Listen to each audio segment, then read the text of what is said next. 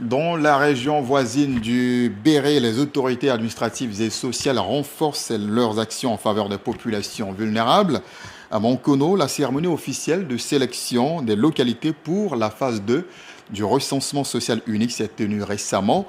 Cette opération vise à identifier les ménages les plus démunis afin de mieux orienter les programmes d'aide sociale et améliorer les prises en charge. Djouamassa Karamoko nous en dit plus.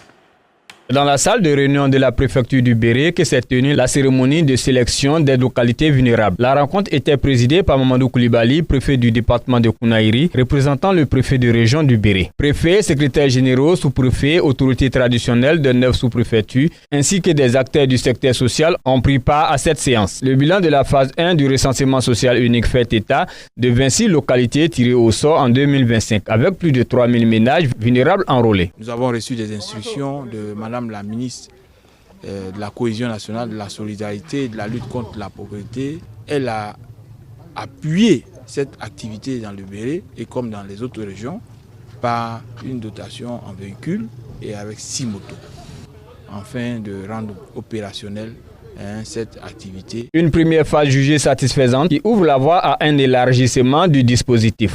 Je salue Madame la ministre de la Famille, la femme de la solidarité, pour l'appui qu'elle vient de faire à l'équipe de terrain qui va conduire cette enquête sur le terrain pour plus d'efficience et d'efficacité sur le terrain, pour réaliser les objectifs qu'elle attend de nous. Que ces villages réservent un très bon accueil à tous ces agents qui seront déployés bientôt sur le terrain pour que nous puissions réussir ensemble dans cette opération. Pour la phase 2, plusieurs villages en situation de grande vulnérabilité ont été identifiés et validés par l'ensemble des autorités préfectorales et traditionnelles. Donc avec ces 42 villages qui sont répartis sur les 9 sous-préfectures du Béret, nous pensons pouvoir aller au-delà des attentes même du ministère et nous prenons donc le challenge d'atteindre au moins 6 000 à 7 000 ménages pour l'enregistrement de ce RSU phase 2. Bon, il faut dire que Madame la ministre Miss Belmon Godot, je pense que c'est une très belle surprise qu'elle nous a réservée. Au nom de toute la population du Béret, vraiment lui exprimer notre infinie gratitude.